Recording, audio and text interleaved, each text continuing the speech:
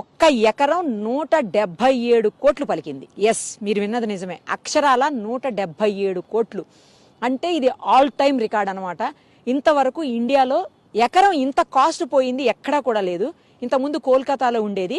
ఆ తర్వాత ఆ కోల్కతా రికార్డ్ ని లాస్ట్ ఇయర్ నియోపోలిస్ దగ్గర మనమే కోకాపేట ఏరియాలో హైదరాబాదే బ్రేక్ చేసింది. ఇప్పుడు మన రికార్డుని మళ్ళీ మనమే బ్రేక్ చేసుకున్నాం అనమాట. ఎకరం 177 కోట్లు.